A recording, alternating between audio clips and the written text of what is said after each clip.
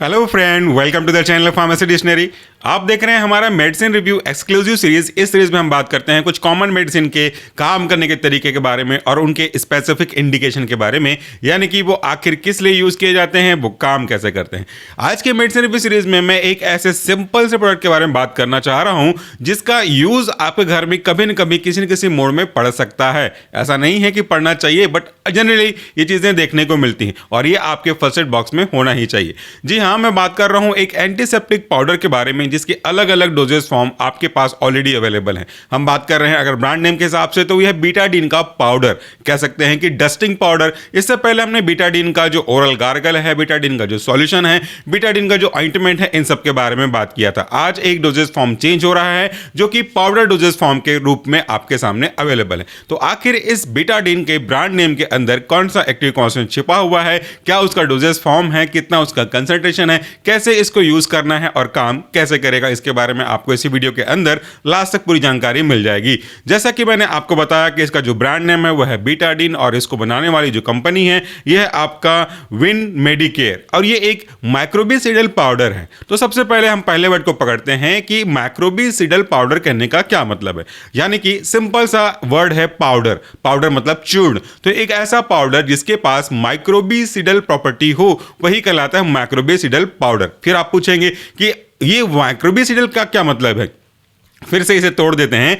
माइक्रोबिसिडल को दो वर्ड में तोड़ा जा सकता है। पहला है माइक्रोब्स और दूसरा है साइडल एक्टिविटी। तो माइक्रोब्स का मतलब होता है माइक्रो ऑर्गेनिज्म जिन्हें हम खुली आंखों से नहीं देख सकते, उनको हम एक साथ एक कैटेगरी में रखते हैं, वह है माइक्रो ऑर्गेनिज्म। अगर हम बात करें सेकंड वर्ड की सिडल, इसका मतलब होता है ऐसा एजेंट जो उसको किल करने की एबिलिटी रखता है, जिसके नाम के पीछे ये जुड़ा हुआ है। तो माइक्रोबिसिडल कहने का मतलब है ऐसा एजेंट जिसके पास ये प्रॉपर्टी है कि वो माइक्रोज्म को पूरी तरह से किल कर दे, उसे माइक्रोबिसिडल कहते हैं। एक वर्ड और आता है मैक्रोस्टैटिक, या इसे हम बैक्टीरियोस्टैटिक भी कहते हैं। इसका मतलब है कि उसके अंदर ऐसी ताकत होगी कि वो बैक्टीरिया के ग्रोथ को रोकेगा बट किल नहीं कर पाएगा। बट आज का जो हमारा प्रोडक्ट है इसमें बैक्टीरियसिडल कह सकते हो, मैक्रोबिसिडल कह सकते हो, उसकी प्रॉपर्टी पाई जाती है।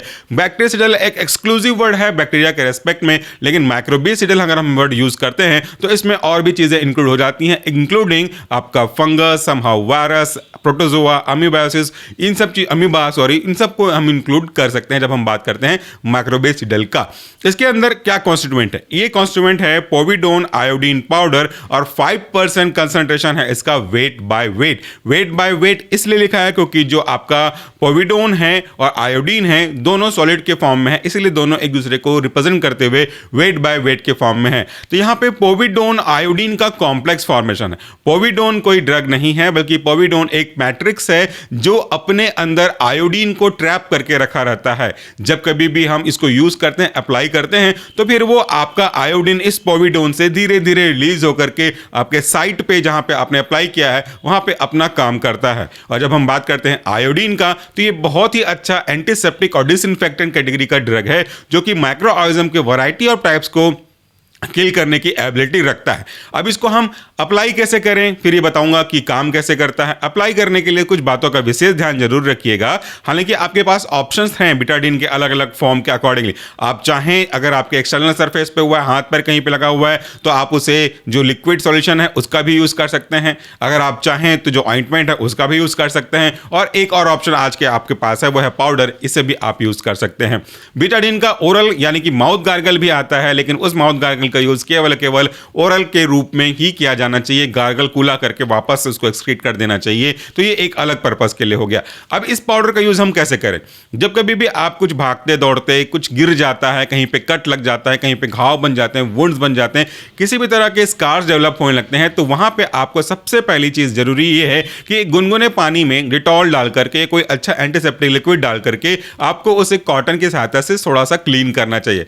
डस्ट लगे हुए गंदगी के ऊपर डायरेक्टली कोई भी ऑइंटमेंट, कोई भी क्रीम, कोई भी पाउडर, कोई भी लिक्विड डालने से पहले आप थोड़ा सा उसको क्लीन कर लिया करें ताकि जो डेब्रीज है, डेड पार्टीज है, वो वहां से रिमूव हो सके, जो पस है वो भी रिमूव हो सके। क्योंकि कई सारे जो माइक्रो ऑर्गेनिज्म है ना वो आपके पस के प्रेजेंस में अच्छे से काम नहीं करते। तो पस के प्रेजेंस के कारण से वो माइक्रो ऑर्गेनिज्म अच्छे से किल नहीं हो पाता और हमारा जो एंटीसेप्टिक है वो अपना एक्शन जो है सही तरीके से नहीं दे पाता। इसलिए सबसे पहले आपको उस जगह को क्लीन करने की आवश्यकता होती है। अब हम बात करते हैं कि ये आखिर काम कैसे करता है।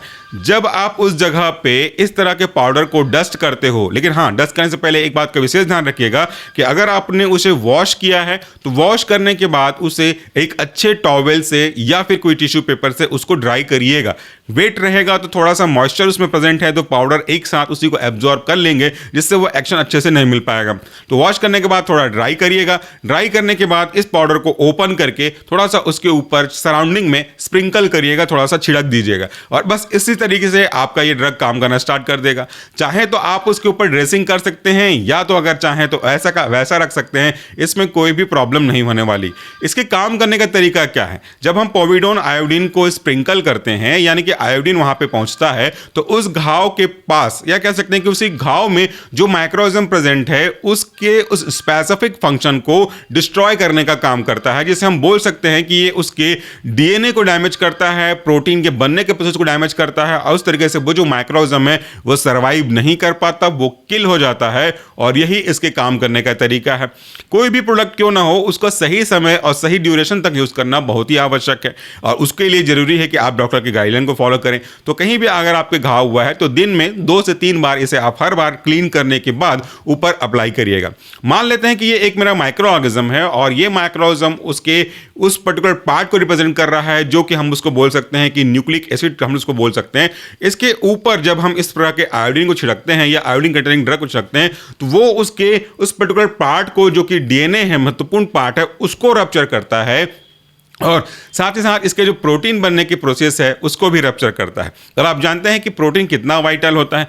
प्रोटीन हर एक टाइप के ऑर्गेनिज्म, डजंट मैटर माइक्रो और मैक्रो लाइक अस, ये उन सब की चीज़ों के बेसिक एक्टिविटी को पूरा करने के लिए आवश्यक होता है। तो जब कभी भी बैक्टीरिया को प्रोटीन नहीं मिल पाता किसी भी वजह से तो वो सर्वाइव नहीं कर पाता और उससे उसकी डेथ हो जाती है। ये था आज के हमारे ड्रग के काम करने के तरीके। उम्मीद करता हूं कि आपको हमारा चैनल के कंटेंट अच्छे लग रहे होंगे। Thank you so much for watching this video. नमस्कार, टेक केयर।